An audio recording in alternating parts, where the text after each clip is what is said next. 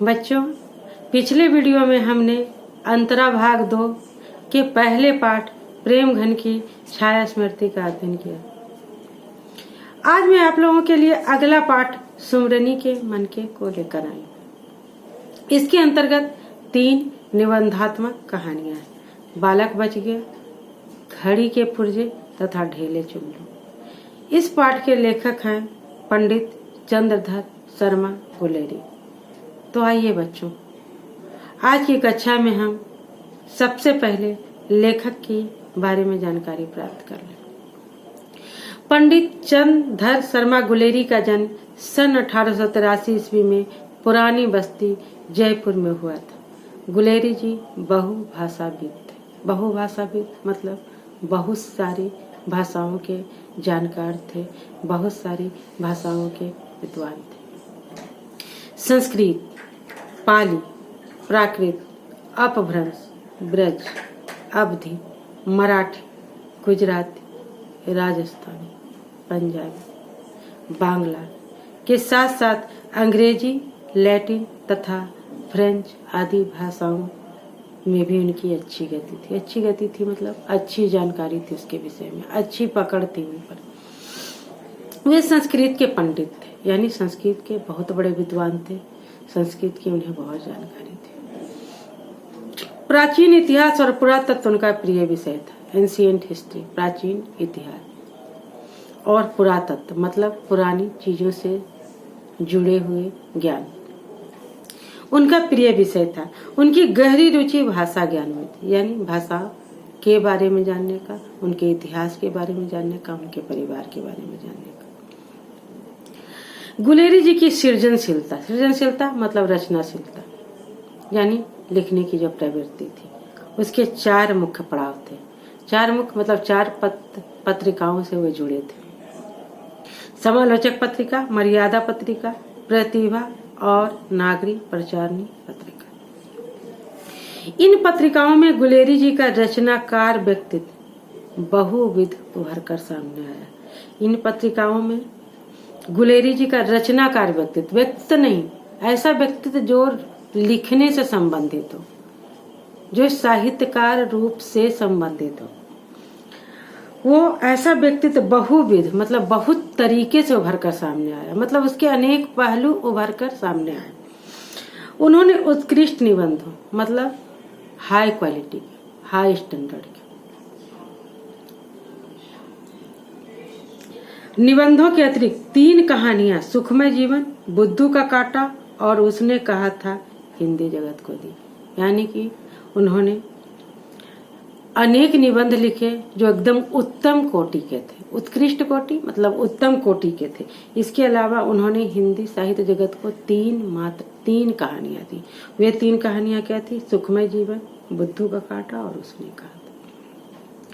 उसने कहा था कहानी तो गुलेरी जी का पर्याय ही बन चुकी थी। कहने का मतलब जैसे ही गुलेरी जी की बात आए तो उसने कहा था स्वतः ही पाठकों के मुख पर आ जाता था, और जैसे ही उसने कहा था की बात आते ही गुलेरी जी का नाम स्वतः ही पाठकों के मुख पर आ जाता था। यानी गुलेरी जी अर्थात उसने कहा था, और उसने कहा था मतलब गुलेरी।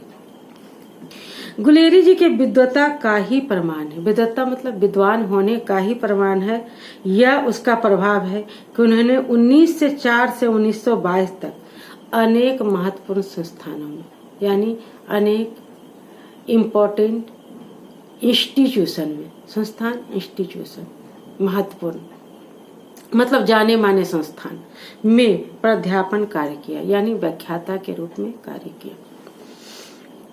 इतिहास दिवाकर की उपाधि से भी उन्हें सम्मानित किया गया। इतिहास दिवाकर एक तरह का सम्मान है जिससे उनको सम्मानित किया गया। और पंडित मदन मोहन मालवीय बहुत बड़े शिक्षाविद के आग्रह पर 11 फरवरी 1922 को काशी हिंदू विश्वविद्यालय के प्राच्य विभाग मतलब एंशिएंट डिपार्टमेंट के हुए प्राचार्य बने। सुमरनी के मन के नाम से 3 लघु निबंध, बालक बच गया, घड़ी के पुर्जे तथा ढेले चुन लो, पाठ पुस्तक में दिए गए हैं। हाँ, यानी कि हमारे पाठ पुस्तक सुमरनी के मन के में दिए गए। बालक बच गया पाठ का मूल प्रतिपाद मतलब मूल उद्देश्य क्या है? शिक्षा ग्रहण की सही उम्र, यानी किसी भी बालक के शिक्षा ग्रहण की सही उम्र क्या होनी चाहिए। लेखक मानता है कि व्यक्ति के मानस के विकास के लिए शिक्षा को प्रस्तुत करना चाहिए, शिक्षा के लिए मानस को नहीं। यानी कि लेखक का मानना है कि किसी व्यक्ति के मस्तिष्क के विकास के लिए शिक्षा को प्रस्तुत करना चाहिए, यानी कि मनुष्य के लिए शिक्षा है, शिक्षा के लिए मनुष्य नहीं। लेखक का कहना है हमारा लक्ष्य मनुष्य और मनुष्यता को बचाए रखना। अगर हमने इंसानियत को बचाए रखा और इंसान को बचाए रखा तो समय आने पर उसे शिक्षित किया जा सकेगा। यानी अगर इंसान है और अगर इंसानियत है तो एक समय ऐसा आएगा जब उसे शिक्षित किया जा सकता है, लेकिन जब इंसान ही नहीं बचेगा, उसके अंदर इंसानियत ही नहीं बचेगी, तो उसे शिक्षित करके क्या फायदा।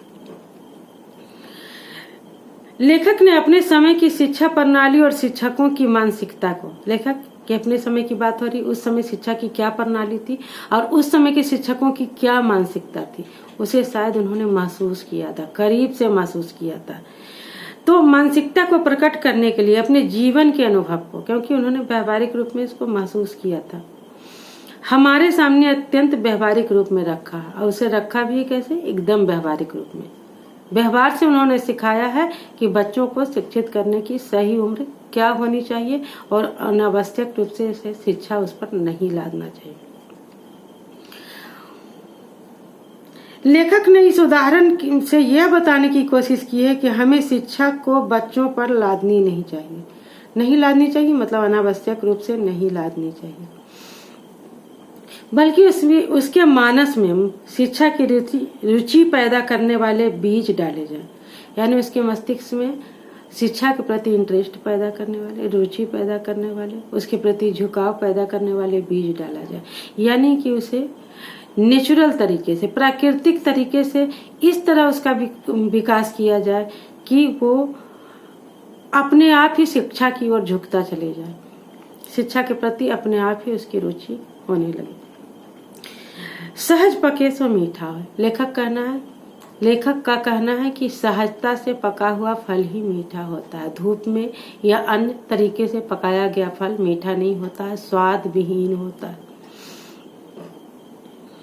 घड़ी के पुर्जे में लेखक ने धर्म के रहस्यों के जानने पर, घड़ी की पुर्जे दूसरा निबंध है, उसमें धर्म के रहस्यों को जानने पर, मतलब अगर कोई व्यक्ति धर्म के रहस्यों को जानना चाहता है तो धर्म के उपदेशक यानी धर्म के गुरुओं द्वारा, धार्मिक गुरुओं द्वारा, धर्म को उपदेश देने वाले उपदेशक के द्वारा लगाए गए प्रतिबंधों के, यानी कि अगर कोई धर्म के गूढ़ रहस्यों को जानना चाहता है तो ये धर्म गुरु या धर्म उपदेशक क्या करते हैं? उस पर प्रतिबंध लगाते हैं। घड़ी के दृष्टांत मतलब घड़ी के उदाहरण द्वारा बड़े ही रोचक ढंग से, रोचक मतलब इंटरेस्टिंग तरीके से, यानी रुचिपूर्ण तरीके से प्रस्तुत किया। ढेले चुन लो लोक विश्वासों में निहित धार्मिक अंधविश्वासी मान्यताओं पर चोट की है। यानी ढेले चुन लो द्वारा क्या की है? लोक विश्वास में जो लोगों के अंदर जो एक विश्वास होता है, क्या चीज का विश्वास होता है? धार्मिक अंधविश्वास का, उस पर उन्होंने क्या की है? चोट की है। तीनों निबंध समाज के मूल समस्याओं पर विचार करने वाले हैं। तीनों निबंध समाज के अंदर जो मूल समस्या है, जो समाज को विकृत कर रहा है, उस पर प्रकाश डालने वाले, यानी एक प्रश्न के रूप में उन्होंने इन तीनों समस्याओं को उठाया है जो समाज को धीरे धीरे विकृत कर रहा है, बदसूरत कर रहा है। इनकी भाषा शैली सहज और बोलचाल की होती है। इनकी भाषा शैली क्या है? बिल्कुल सहज है और बोलचाल की है। गूढ़ और तत्सम शब्दों का प्रयोग नहीं है। गूढ़ मतलब एकदम से गहरा, मुश्किल, जटिल, और तत्सम मतलब संस्कृत से युक्त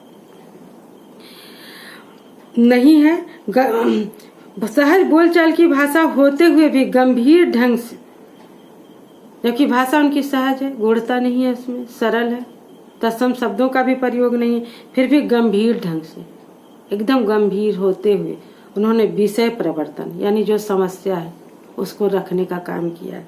करने वाली है मतलब जो समस्या है उसको उन्होंने सहज और सरल भाषा में रखा है, गूढ़ता के साथ नहीं लेकिन गंभीरता के साथ। इनकी मृत्यु सन 1922 में हो गई। बच्चों, ये था आज लेखक परिचय का वीडियो।